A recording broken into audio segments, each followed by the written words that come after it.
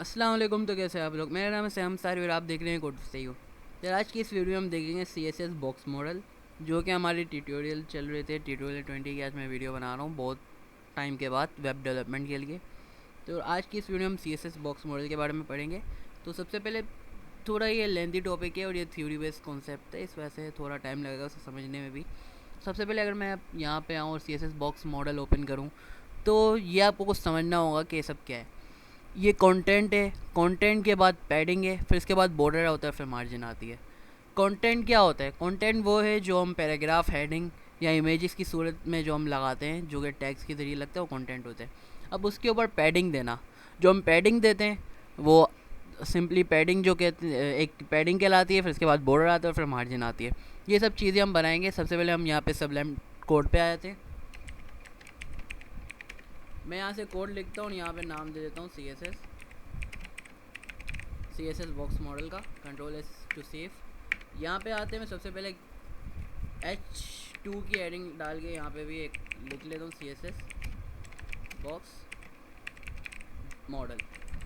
नीचे आता हूँ, मैंने यहाँ पे लॉरम सिस्टम से पहले से ही टेक्स्ट उठाया तो उसको पैराग्राफ के अंदर लिख लेता हूँ और कंट्रोल S करता हूँ और यहाँ से कॉपी फाइल पाथ करके अपने क्रोम पे आके यहाँ पे जाके कंट्रोल V करके पेस्ट कर देता हूँ। तो यहाँ पे हमारे पास सिंपली ओपन हो चुका है। अब सिंपली इसकी CSS पे जाते हैं और समझते हैं ये CSS बॉक्स मॉडल पे क्या क्या होता है। यहाँ पे आया, मैंने सबसे पहले इसको स्टाइल का टैग दिया। स्टाइल का टैग देने के बाद यहाँ पे, क्योंकि मेरे पास P अभी एक ही है, ना मुझे ID लगाने की ज़रूरत है ना ही क्लास, तो मैं यहाँ से P दे देता हूँ। P देने के बाद मैं सबसे पहले इसको दूंगा, सबसे पहले इसको बॉर्डर देता हूँ।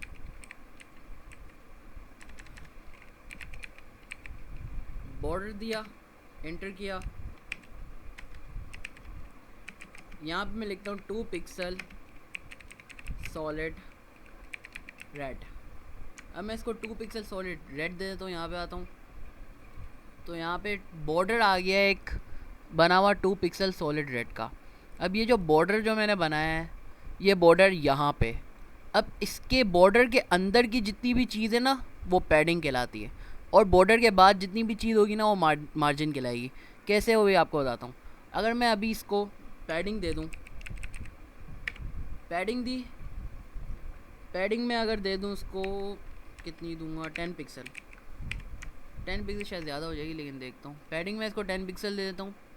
अपने कोड पे आता हूँ और अब देखो, इसने बॉर्डर के अंदर जो डेटा था, मतलब जो जितनी भी जो जगह थी, उसने 10 पिक्सल सुकेड़ ली। मतलब 10 पिक्सल यहाँ से, 10 पिक्सल यहाँ से, 10 पिक्सल यहाँ से, 10 पिक्सल यहाँ से, मतलब राइट लेफ़्ट टॉप और बॉटम से इसने क्या किया, अपने आप को सुकेड़ लिया। हमें जितना अपनी चीज़ को अंदर की तरफ करना होगा तो हम कर सकते हैं। मैं यहाँ पे 40 पिक्सल लगा दूँ तो ये और अपने आप को सुकेड़ लेगा और अंदर की तरफ हो जाएगा ऐसे। ये होती है पैडिंग। क्या, जो डेटा, जो कंटेंट है उसके बाहर, कंटेंट से बाहर जितना भी जो काम है अपने आप को सुकेड़ लेगा, लेकिन ये काम सारा बॉर्डर के अंदर होगा। लेकिन अगर फ़र्ज़ करो हमने यहाँ पे ये जो कोने पे स्पेस है, जहाँ पे मैं अपना माउस लेके जा रहा हूँ, यहाँ पे अगर हमें कुछ स्पेस चाहिए हो, जैसे CSS बॉक्स मॉडल लिया है, इसके यहाँ पे हमें थोड़ा गैप चाहिए, तो इसके लिए हम यहाँ पे मार्जिन का इस्तेमाल करते हैं। कि अगर मैं यहाँ पे मार्जिन लिखूँ और यहाँ पे मैं अगर फ़र्ज़ करो 20 पिक्सल दे देता हूँ, कंट्रोल S करता हूँ, अपने कोड पे आके रिफ़्रेश करता हूँ, तो यहाँ पे देखो 20 पिक्सल का इसने यहाँ पे गैप छोड़ दिया हर तरफ से। यहाँ पे भी आपको समझ नहीं आ रही होगी, मैं ज़्यादा दे देता हूँ ऐसे ही मिसाल के लिए। तो यहाँ पे 80 पिक्सल का इसने हर जगह से गैप छोड़ दिया है, यहाँ से भी, यहाँ से भी, ऊपर से भी, नीचे से भी। तो ये होता है बेसिक जो मैंने आपको बताया है मार्जिन पैडिंग वगैरह का। तो हमने एक पैराग्राफ की सूरत में बनाया। अगर मैं इसी पैराग्राफ को कॉपी करके पेस्ट कर दूँ, सब, अगर इसी पैराग्राफ को मैं कंट्रोल C करके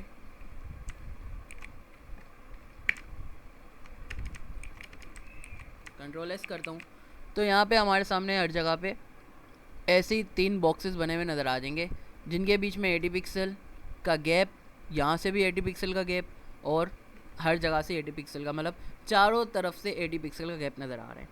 तो ये होता है CSS बॉक्स मॉडल, जिसके अंदर एक ये पूरी डायग्राम बनी हुई होती है, हमें इसको देख के सारा काम करना होता है कि अगर हम मार्जिन देंगे तो बॉर्डर से बाहर आएगी, अगर पैडिंग देंगे तो बॉर्डर से अंदर आएगी और कंटेंट को हमारा थोड़ा असर पड़ेगा।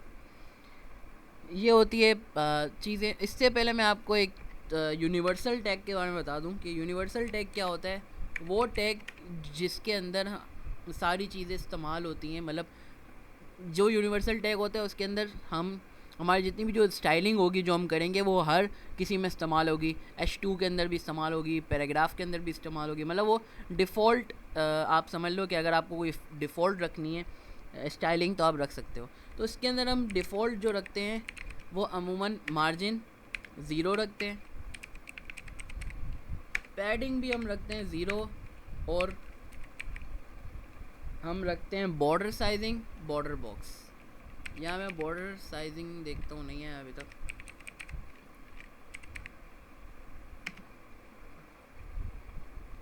बॉर्डर साइजिंग हम रखते हैं बॉर्डर बॉक्स।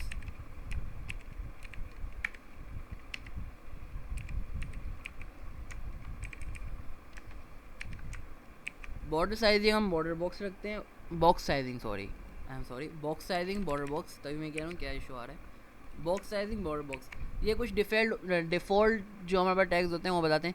अब इसका काम क्या होता है, अगर मैं इस पी टैग्राफ को अभी कमेंट कर दूँ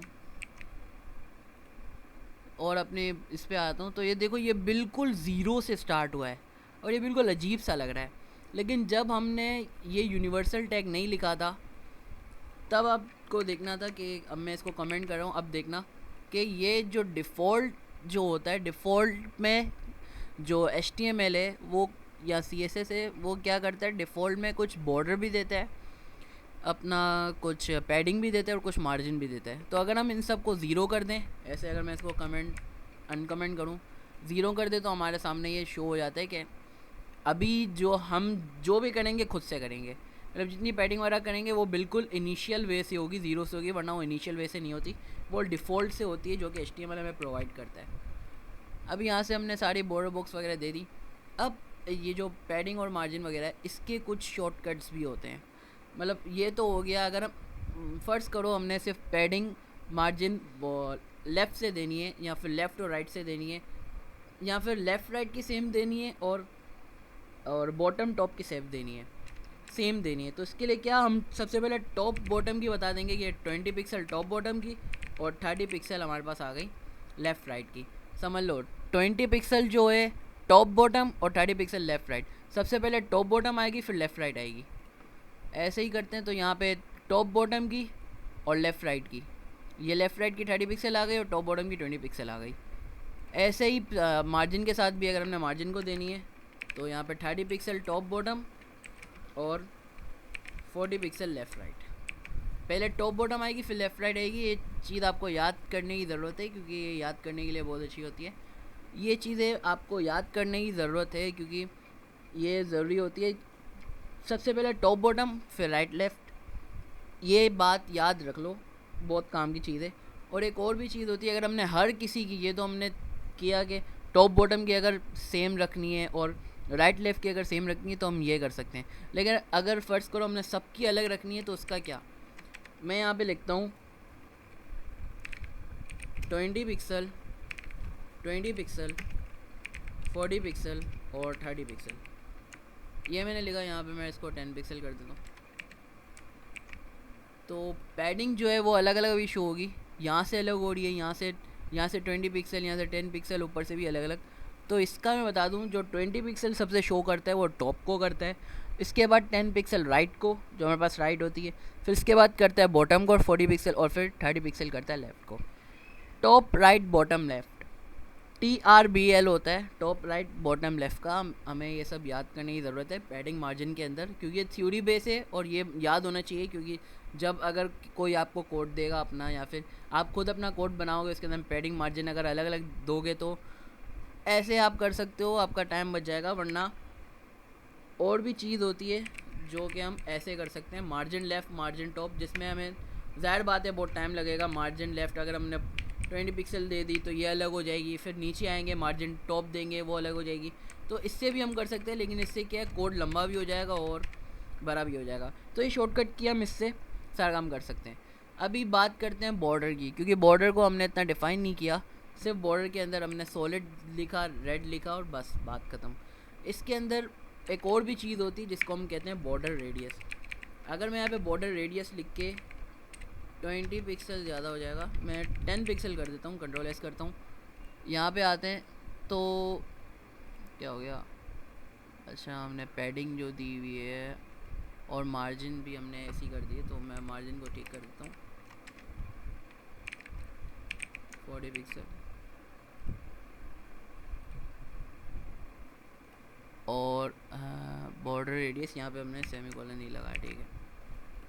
मैं बॉर्डर रेडियस देता हूँ तो यहाँ पे देखो कुछ कर्व्स आपको नज़र आया होगा कोने पे, जो कि रेडियस को शो करता है कि जो बॉर्डर रेडियस होता है उसके अंदर क्या है, ये कर्व सा बन जाता है। अगर मैं अगर जितना भी बड़ा कर्व देता जाऊँगा वो उतना ही ज़्यादा कर्वी होता जाएगा। मैंने यहाँ पे 10 पिक्सल दिया है, यहाँ पे अगर मैं दे दूँ 90 पिक्सल तो आप देखना ये ज़्यादा कर्वी हो जाएगा, बिल्कुल एक कर्व हो गया, जो कि एक CSS जो बटन वगैरह बनाते हैं उसको शो कर रहा है एक तरीके से। तो हम ऐसे बटन वगैरह भी बना सकते हैं, इंशाल्लाह बाद में हम बनाना सीखेंगे, लेकिन अभी हम नॉर्मल CSS की बात करें तो यहाँ से मार्जिन, यहाँ से जो बॉर्डर रेडियस है वो कर्वली हो चुका है। तो ऐसे ही हम जो है न्यू एक्सपेरिमेंट कर सकते हैं सारी चीज़ों के अंदर। और यहाँ से अगर मैं कलर चेंज करना चाहूँ तो यहाँ से कलर भी चेंज हो जाता है। येलो ज़रा भी अच्छा नहीं लग रहा, लेकिन मैं ऐसे ही चलाने में बता रहा हूँ, तो ये येलो हो चुका है। अगर यहाँ पे सॉलिड 2 पिक्सल है, 2 पिक्सल की जगह अगर हम 9 पिक्सल करें, कंट्रोल एस करूँ तो यहाँ पे ये 9 पिक्सल का हो गया है, जो कि ज़ाहिर बात है अच्छा नहीं लग रहा। अच्छा, अब बॉर्डर की जो स्टाइलिंग होती है ना वो भी अलग अलग होती है, मुझे याद नहीं है सीधी बात है। तो यहाँ पे अगर मैं बॉर्डर स्टाइलिंग इन CSS लिखूँ तो यहाँ पे हमें W3 स्कूल के अंदर एक बहुत अच्छी वेबसाइट है जो कि हमें सारी चीज़ें बताती है कि कौन कौन सी होती है। जो अभी हम इस्तेमाल करें वो सॉलिड है। अब ये इतनी सारी जो हैं अगर आपको याद नहीं हो सकती तो आप ज़रूर W3 स्कूल को विज़िट करें, और W3 स्कूल में जाके सारी चीज़ें आप आराम से कर सकते हैं। अगर मैं डॉटेड उठा लूँ यहाँ से कंट्रोल C करके, और यहाँ पे सॉलिड की जगह मैं डॉटेड लिख दूँ तो आपके सामने कंट्रोल V, अगर मैं डॉटेड लिखूँ तो यहाँ पे डॉटेड बनी भी आ जाएगी। तो अलग अलग स्टाइलिंग होती है, आप यहाँ इसे भी जाके ज़रूर देख लेना। और आज की इस वीडियो में बस इतना ही था। आज की इस वीडियो में हमने CSS बॉक्स मॉडल के बारे में सीखा, जिसके अंदर हमने पैडिंग, मार्जिन, बॉर्डर और कुछ टैग्स वगैरह सीखे, कुछ यूनिवर्सल ये यूनिवर्सल टैग सीखा, जिसके अंदर हमने ये देखा कि मार्जिन जो होती है, मार्जिन, पैडिंग और बॉर्डर बॉक्स साइज़ जो होता है वो डिफ़ॉल्ट हुआ होता है, और इसकी कुछ वैल्यू दी हुई होती है HTML CSS ने, जो कि हमने सीखा अगर इसको ज़ीरो कर दे तो वो बिल्कुल हट जाती है।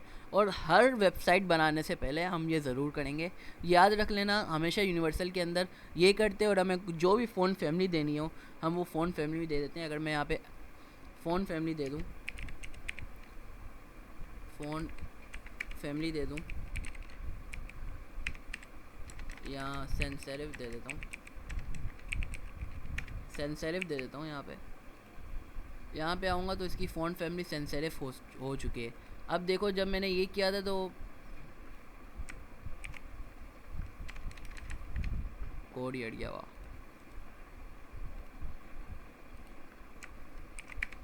अब देखो जब मैंने ये किया था तो ये पूरी इसकी जो फ़ॉन्ट फैमिली थी वो चेंज हो चुकी थी। तो आज की इस वीडियो में इतना ही। बने रहे हमारे साथ और जुड़े रहे, हमारे चैनल को सब्सक्राइब जरूर कर देना और चैनल को शेयर भी ज़रूर कर देना। यार सब्सक्राइबर्स बहुत कम है और व्यूज़ भी आजकल इतने नहीं आ रहे, क्योंकि मुझे पता है मैंने कंटिन्यूस वीडियो नहीं डाली थी इस वजह से। तो यार सपोर्ट ज़रूर करना और चैनल को सब्सक्राइब जरूर कर देना। नेक्स्ट वीडियो में मुलाकात होगी, तब तक के लिए अल्लाह हाफ़िज़।